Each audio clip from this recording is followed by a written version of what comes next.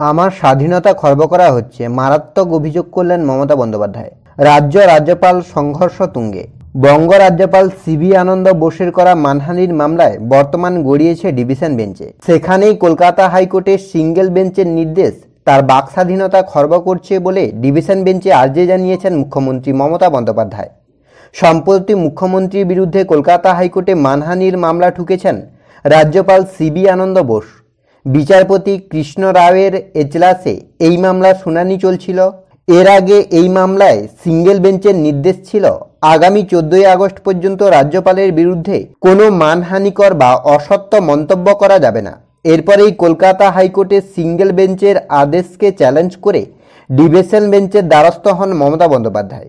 বুধবার সেই মামলার শুনানিতে মমতা বন্দ্যোপাধ্যায়ের আইনজীবী তার মক্কেলের বাক স্বাধীনতা খর্ব করা হয়েছে বলে বিষয়টি তুলে ধরেন। মমতার আইনজীবী বলেন, মূল অভিযোগ ছিল সংবাদপত্র এবং গণমাধ্যমের প্রকাশিত খবরের উপর ভিত্তি করে সুপ্রিম কোর্টে আদৌ কোনো রক্ষাকবচ পাচ্ছেন কিনা সেই সম্পর্কিত মামলা আদালতে বিচারাধীন। মুখ্যমন্ত্রীর আইনজীবী আরও বলেন, রাজ্যপালের বিরুদ্ধে পাবলিক ডোমেনের অভিযোগ উঠেছে, যেখানে সত্যের কি আছে, ফেক কমেন্ট বা কেন হবে, সাংবিধানিক পদে কি হচ্ছে তা জানার অধিকার জনগণের রয়েছে।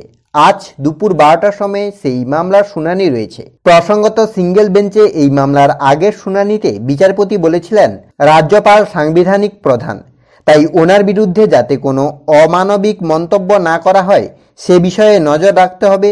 মমতা সহ 4 জনকে রাজ্যপাল সম্পর্কিত অপমানজনক মন্তব্য না করার নির্দেশ দেয় কলকাতা হাইকোর্ট। সেই সময় কলকাতা হাইকোর্ট আরও জানায়, আগামী 14 আগস্ট পর্যন্ত মুখ্যমন্ত্রী মমতা বন্দ্যোপাধ্যায়, তৃণমূল নেতা কুণাল ঘোষ, বিধায়ক সায়ন্তিকা বন্দ্যোপাধ্যায় এবং রিয়াদ হোসেন এই 4 জনকে রাজ্যপালের বিরুদ্ধে অসম্মানজনক কোনো মন্তব্য করা যাবে না বলে বিবৃতি দেয় কলকাতা হাইকোর্ট।